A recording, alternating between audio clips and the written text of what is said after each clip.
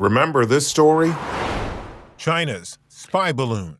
Was likely conducting several intelligence missions at the same time, things that China couldn't get through satellite reconnaissance. Now we learn it's not just military bases they've been after. The largest hack of our telecom system in American history.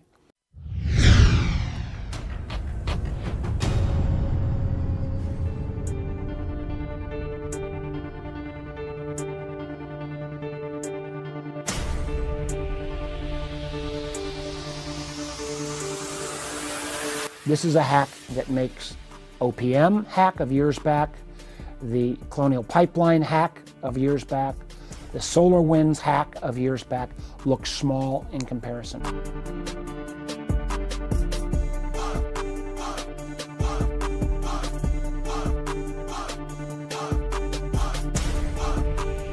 The Chinese have been into our telecom networks for over a year, literally able to listen to voice conversations, see where you've called, who you've called, even some of your texts, if you are not communicating Apple-to-Apple device, for example.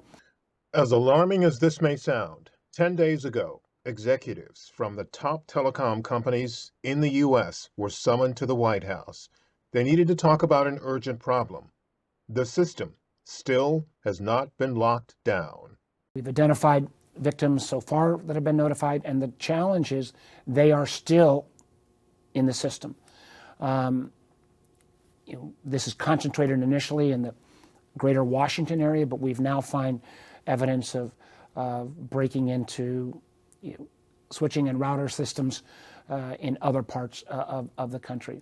Extraordinarily serious. We need to get this information out in a broader way to the American public.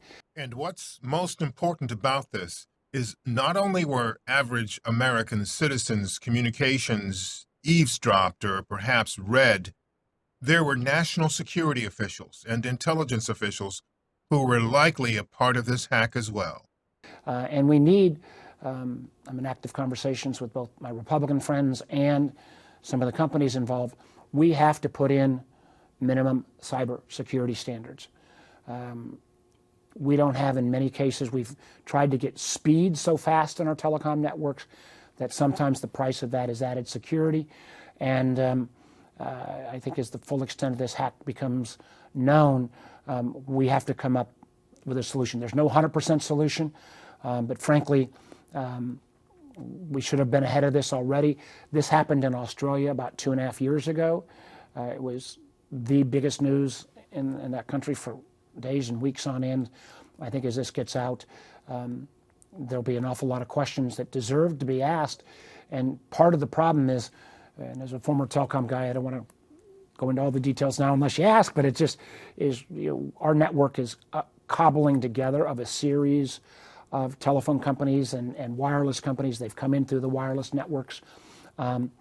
And there are switches, routers, and equipment that is so old in some of these systems, they literally can't be patched. So you're going to hear much more about Salt Typhoon in the coming days.